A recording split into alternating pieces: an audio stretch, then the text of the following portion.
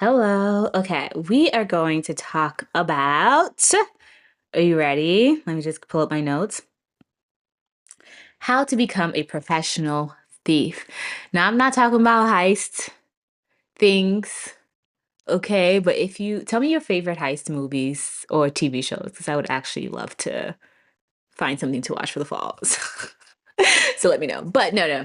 I want to teach you how to become a professional thief. And if you do this right, people will actually respect you for it. Now, a lot of my content is around career, so we're going to talk about being a professional thief in the career sense so you can land the jobs that you want, the career that you want, the gigs, the opportunities, all the things, right? By the end of this video, you'll know exactly how to steal your way into the career that you want and why the best, and I say the best in the world, have been doing this for decades. And you may have noticed, you may have not, I don't know. Now, the secret here is that you would have noticed in terms of like when an artist samples a great musician, right? That's the good way to do it. The bad way to do it is if you're like Melania Trump and you plagiarize. No plagiarizing here. We are not plagiarizing. We are reverse engineering. Let's get into it. Okay. So here's what nobody tells you about career pivots. And it's going to keep leaning into this as the job market changes, right? So as we get into 2026 and beyond. Most people are told to update your resume, apply to jobs, hope for the best. But here's the thing.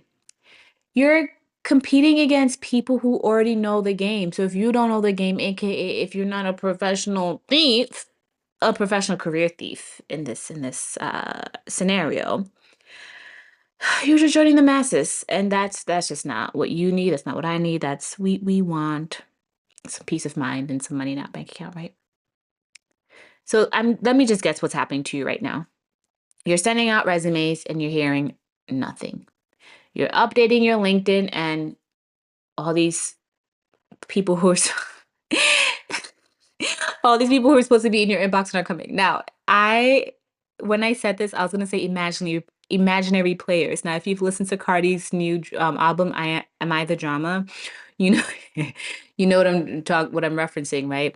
Like when you're told to update your LinkedIn, you're told if you update your LinkedIn well, then you're going to get all these recruiters coming. But it becomes imaginary because you update your LinkedIn and no one comes and you're wondering what's happening. So we're going to talk about that, right? They're probably not coming for a number of reasons, right? And you're watching people who are less experienced than you get the jobs that you want.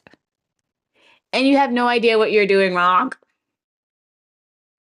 So we're going to talk about it. Because the people who are winning, they're not just being themselves and authentic, which they should be. And you know what? Since I'm already talking about Cardi, we're just going to keep talking about Cardi. Buckleys, you know? When Cardi rolled out her new album, she was ridiculously authentic. As someone who grew up in the Bronx, I understood Cardi B's marketing and I related to Cardi B's marketing, so it felt ridiculously authentic to me, right? And I've already loved Cardi. Again, she's from the Bronx. Like, I'm from the Bronx. You know, it is what it is. Um, so I was already drawn to Cardi, but with her doing that, for people like me, I was drawn further. And for people who are not familiar with the Bronx culture, hopefully they learned a thing or two about why the greatest, you know? With, with that being said, let me stop going on tangents. Let me get y'all what y'all came here for. Right? So being authentic is important, right? But they're also doing something different that most people think is wrong. And what they're doing is they're copying, but not in the way that you think, right? This playwright, Wilson Misner, said, this is old quote from him that said, if you copy from one author, it's plagiarism. If you copy from many, it's research. And that's exactly what you're going to do. You're going to research, right? And going back to the idea of authenticity, when you're researching, what you're doing is you're compiling a number of different thoughts, ideas, things that have worked, things that have not worked, and you're filtering that through the lens of your lived experience. And by having that base knowledge, you not only build confidence, but also by having your lived experience, you're able to be authentic. So now you have the knowledge, you have the authenticity, no one can touch you, right? So first, to do this, you need to figure out what bucket you fall into. And what I mean by this is like so many people, when they start job searching, they're looking at titles. Oh, I want to be an engineer. I want to be a customer success. I want to be a marketing. I want to be, right? And then you take all these titles. You don't even really understand what those means, right? And you don't understand the skill sets that are attached to those titles. And part of the reason is because a lot of companies make up their own titles internally. So what you need to do is understand what skills you have and your impact. Because no matter what a company calls something, if you're working in the marketing department, the whole idea is to get your product out there, your solution out there in the world for people to understand and then buy it. So if you have a track record of having the skill set of communication, of imagery, of storytelling, no matter what they call that marketing role, you will be qualified for it because you can show your skill sets and you can show your impact. Right? So whether you are a marketing solutions engineer, um, software engineer, marketing, whatever you are, the keys, you probably already know this, but you just have to admit it to yourself that you need to understand your skills, right? So here's where it gets interesting. Once you figure out your skill sets and then you validate that, okay, with these skill sets, if I put these in, these are the maybe 5 job titles that keep popping up for me. That's one way to do it. And you can search those 5 job titles. Or with a platform like LinkedIn, you can actually just search skills. So you start searching skills. Then you find 10 people who are where you want to be, who have the title that you want, who maybe have some of the skill sets that you want to improve or that you do really well. And preferably, you've also figured out what industry you want to be in, right? So you know your skill sets, you know the job title, and you know that, hey, I want to continue doing this in the fintech industry, in ed tech, in healthcare, in education, in insurance, right? You look for 10 people who are in that industry with the job titles that you want. Why 10, you say? Because one person's path might be luck, right? We all know about nepotism. We all know about there's so many different ways to get into a job. So what you want is that if you have 10 people's paths, then you begin to see a pattern, right? Across these 10 people, you get to see, oh, what have they done in their past? And some people you can see that, oh, they went straight from high school or maybe undergrad, and all of a sudden they're the freaking VP. Maybe that's not the path you want to follow. Or maybe it is. Who knows? Who knows? Maybe they did something great and you want to do that great thing too. But for the majority of people, you're going to see like, oh, they started out, as an intern and they honed in these skills and they went and then they became an analyst and a manager, etc. And then you can see from these 10 people what has worked and what skill sets they've accrued and what impact they've had along the time. Doesn't mean you have to follow step by step, but it gives you an idea of what's happening. So either you can skip some steps because now you know, or you can follow that pathway. There's so many ways you can go about this, right? So once you search LinkedIn for the title of this person, um, yeah, once you search LinkedIn for the title of this person, download their profile. So you can go on someone's profile and you can click like the ellipses and then you can download their profile or you can take screenshots, whatever's easier for you. And first, I want you to take the time yourself to read through all these profiles and figure out what the patterns are, what the themes are. And for me, for example, when I was looking for my current job and I knew I really wanted the job I have now, I went through everyone in my department, their profiles, and then I spent a lot of time on my manager's profile to see what mattered to her, how she came up. Same thing for my skip level manager. So like my director, I looked at my director and I looked at my VP. And when I was in interviews, I pretty much talked about similar impact and I talked about how I was thinking about similar things and what has worked. And I know that's what got me the job, and that's what got my clients jobs too. Because once you do that research, you understand how the people in the industry are thinking, and you can add your own zhuzh to it. But you meet them where they are, and then you add. You don't just jump to where you want to be because then you're going to miss them. But I'm going on a tangent. So I want you to do that first, right? Um, Right. And another example is like if you do this for maybe content directors, you're going to notice like maybe 8 out of the 10 started out in journalism or copywriting before moving to strategy. That wasn't random, right? It tells you that there's a skill progression that actually works. So you might not need to go in that same pathway, but you do need to have those skills if you want to get to where they are, right? So I really want you to take time. This is YouTube, so you can open another tab as I'm talking. You can walk through, you can listen to me, and you can also start looking at people's profiles. Now, if you don't know your skill sets and the actual job titles it maps out to, then do the exercise later. But if you do know, open LinkedIn and find, like, look at 3 profiles just for like 2 minutes, and notice what they emphasize. Notice what they emphasize. Notice their career path and just observe it, right? And back to downloading. Once you've done this, now you can download this and then put it into your favorite LLM like ChatGPT, Claude, etc. And from there, ask it similar questions. What is the through line? What is the patterns? What skill sets do all of them have?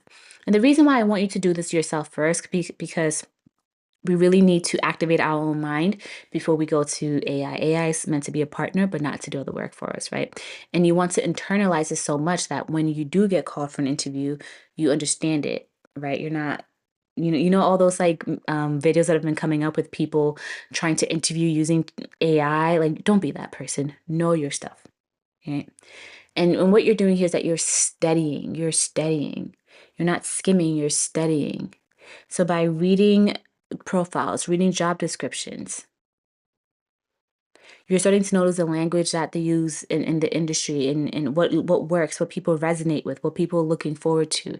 And this makes you stand out when you're writing your resume, but also in your interviews and obviously on your LinkedIn page as well.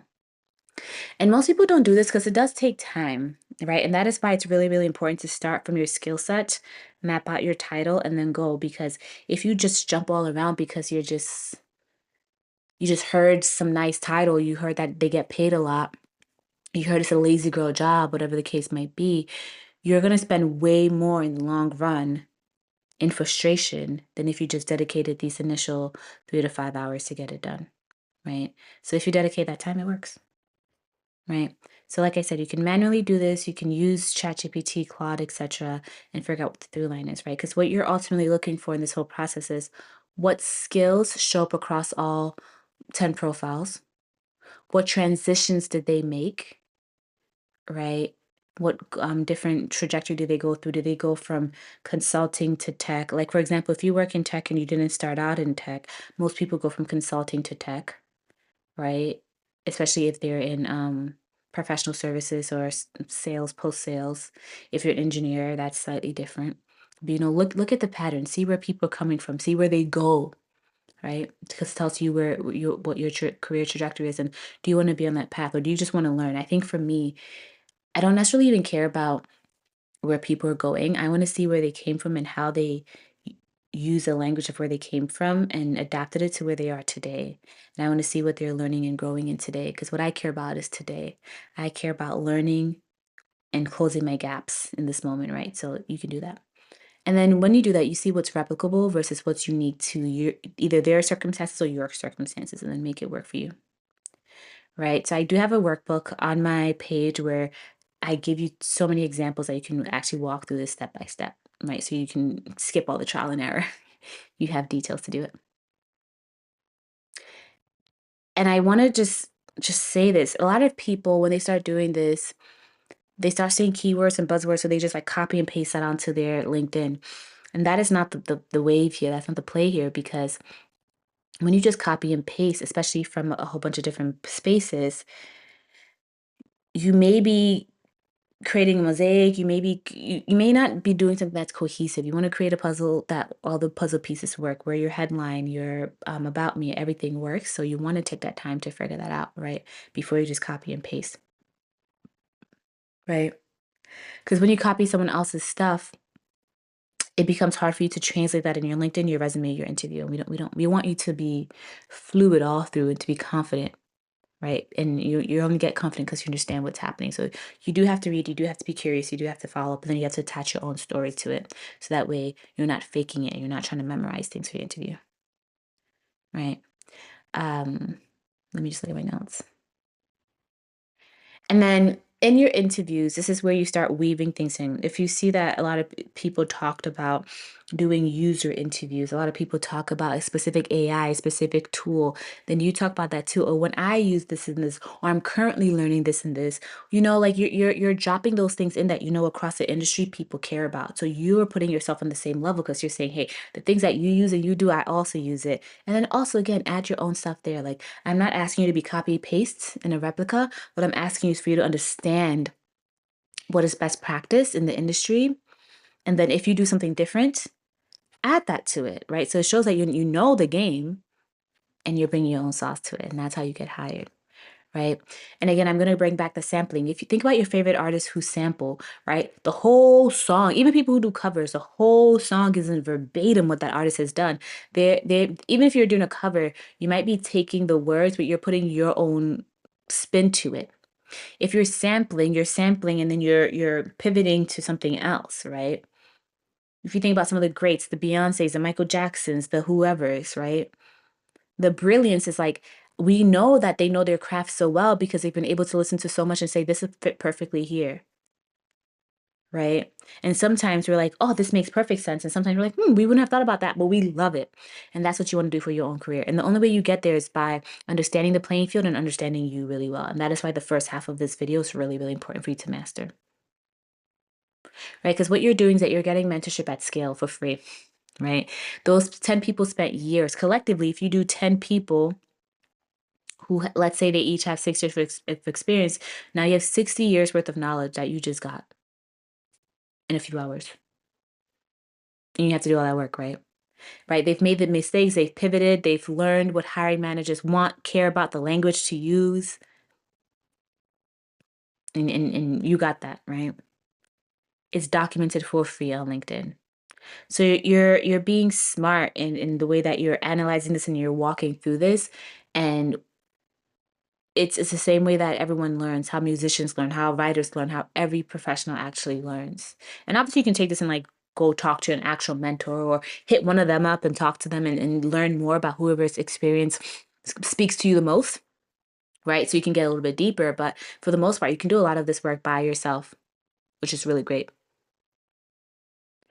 And again, I just wanted to say, please don't feed this directly into AI. You can, but then it's going to rob you from that thinking because the value isn't necessarily in the output. Like the AI can put a lot of output out there for you, which is great, but it's in the thinking that you develop from studying. It's in the knowing deeply. So that way, when someone asks you a random question in your interview, because you've studied so much, an answer just comes to you. And sometimes you don't even know how it came to you, but it's because you probably read it someplace, somehow. And like maybe you didn't like fully register it, but like it registered. So like when someone asks you a question, your brain has that someplace and it pulls it out. And that's how I get jobs. That's how my clients get jobs. That's how people I've coached get jobs. That's how it works, right?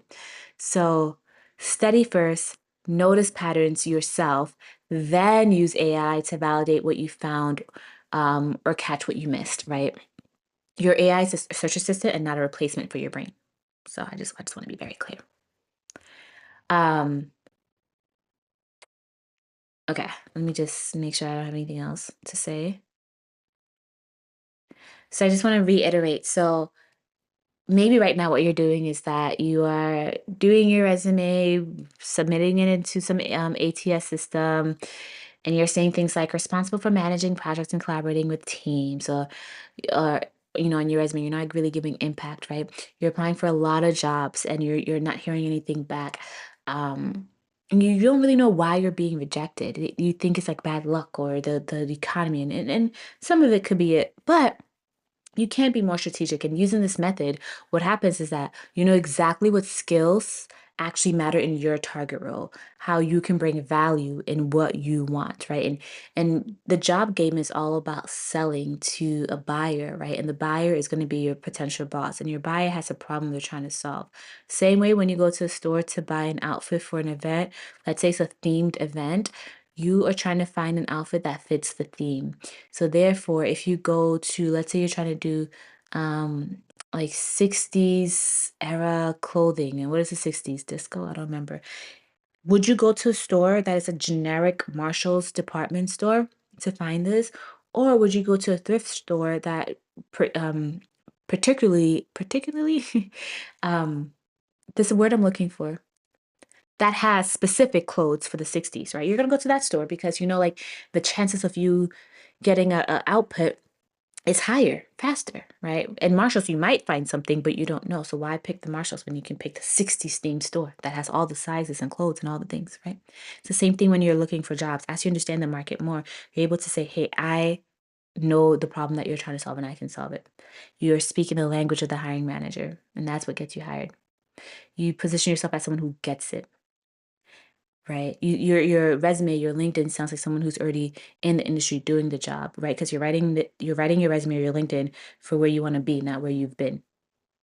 And you could only do that because you've studied in the industry and you've reverse engineered it.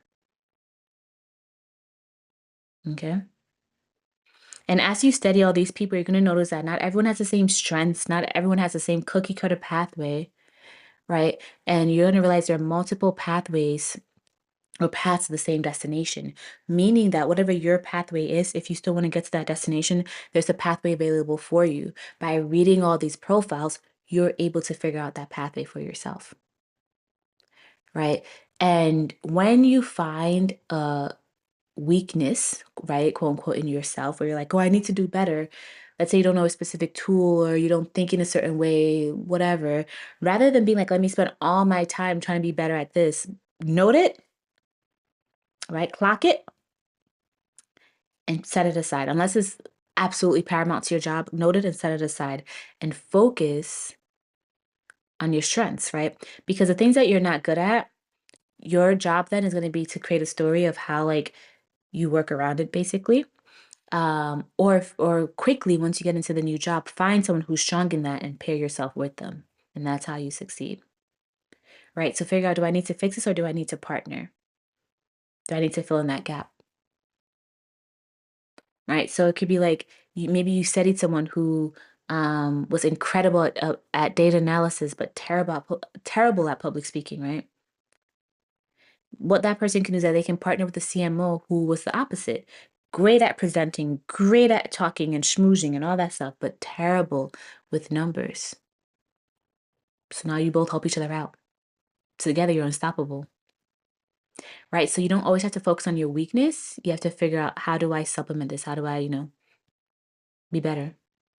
So don't try to be super well rounded. Be exceptional in 2 to 3 things and strategic about everything else.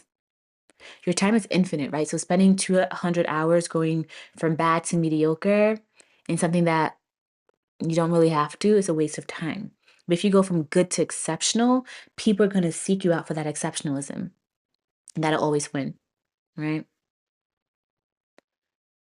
This isn't just like some hack I invented, right? This is something that we see across the industry. And I've given you the music examples, right? Successful people have been doing this forever, right? And it's framed and it's thought about in a certain way, right? It's not copying, it's research, it's synthesis, it's how the game is actually played. So just bringing this full circle, do your research. Rather than copying one profile that you really like, look at multiple profiles and use that to decide what is next for you, right? Figure it out. And you can figure out because I just gave you the blueprint, right? So here's what you're going to do today, not tomorrow, today. You're going to pick your bucket, the role you actually want. And you're going to go through the whole skills assessment. And again, my Get a Job playbook walks through this. Then you're going to find 10 people who have it, this job title, the skill sets, the fundamental skill sets. You're going to study their paths like you're writing your thesis on them, right? You're going to find their through lines. Then you're going to remix it into your own story, right? And this is going to really put you ahead, right? When you do this, you won't just get a job. You understand the game so much better than most people, which means that it's easier for you to pivot to other jobs, to get promoted. And you're just going to enjoy yourself more because you know you deserve to be here, right? That whole imposter syndrome thing goes out the window, right? So drop a comment to let me know what role you're going to reverse engineer, and I will support as many people as I can. All right. Thank you for watching.